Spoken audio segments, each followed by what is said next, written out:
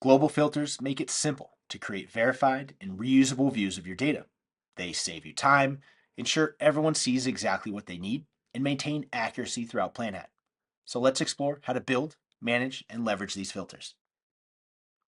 With so much data available in PlanHat, global filters are important to ensure everyone in your team defines different concepts the same way. What is an enterprise customer? When is an opportunity qualified? How many customers did we have in the last fiscal quarter?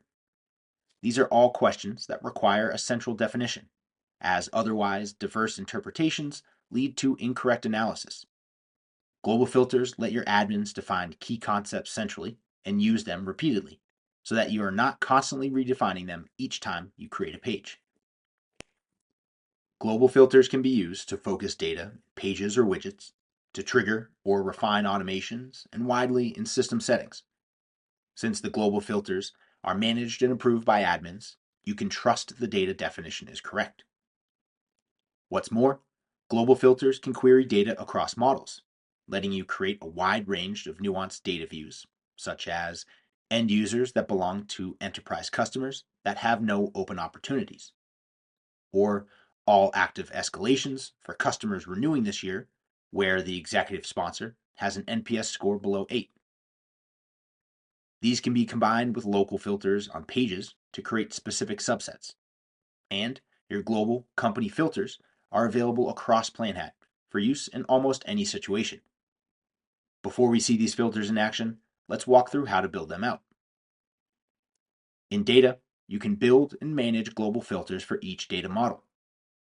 Labels make it easy to organize and quickly find what you need. Say if you're looking for all finance-related company filters. When creating global filters, it's best practice to keep these relatively simple and generic. For instance, a filter for mid-market companies using the Conversion Optimizer product. This approach makes the filters versatile, so they can be reused across PlanHat.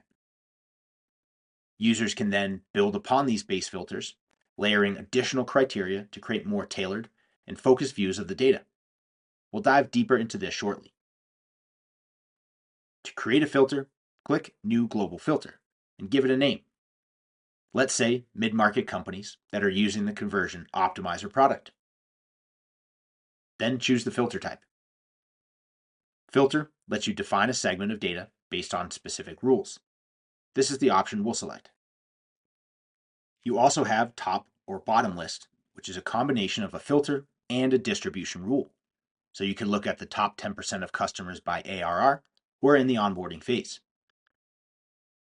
Next, define the criteria by setting a match rule, which determine if records must meet all criteria or any criteria.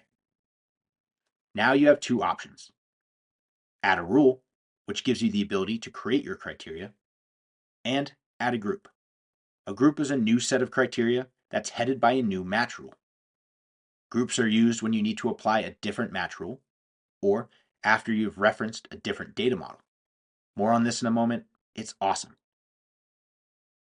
Let's set the rules by searching through all company fields and applying the correct operator. First is companies in the mid-market tier.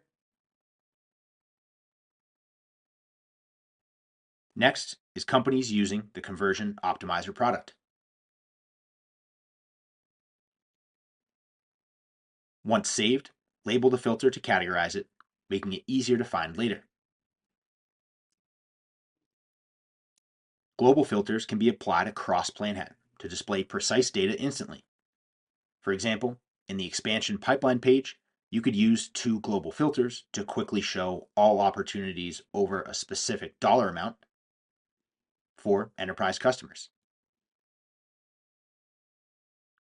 One of the most powerful features of filtering in PlanHat, whether it's in a global filter, in the Data Explorer, or directly in a page, is the ability to access data from other data models, such as workflows, opportunities, or licenses. Take this data table page as an example. With our filter applied, you can add more criteria to refine the segment, like identifying those customers who are renewing next quarter and don't have an identified executive sponsor. To do that, we'll need to use data from the end user model. When adding a rule, select ID. and you'll see a list of new operators appear. Using Match By, you can relate one data model to another to filter elements that match the criteria. With Ignore By, you can relate one data model to another to ignore elements that match the criteria. Pick By, this lets you add a pre-existing filter from the same model. This is especially helpful for combining complex filters with multiple rules.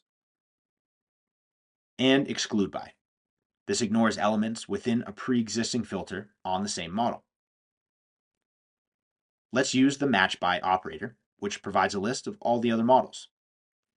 Selecting End User then creates a group where you can add in your criteria.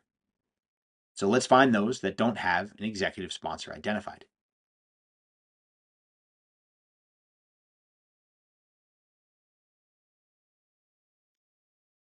In addition to pages, global filters are used in dashboard widgets to display data for a specific segment. So this widget is showing data for all enterprise companies. Global filters also play a key role in defining entry and exit criteria for workflows and email sequences. For example, you can automatically apply the renewal workflow when a company enters the 90-day renewal filter. Or launch an advocate email sequence when a user meets the criteria for the promoter end user filter. Additionally, global filters can trigger automations. For instance, if an opportunity enters the overdue filter, send an alert to the owner and schedule a task to update the close date. As you can see, global filters are a powerful way to create consistent and accurate data views that can be used repeatedly across Planhat. By setting verified definitions at an admin level, these filters ensure everyone works from the same trusted data, driving efficiency and smarter decisions.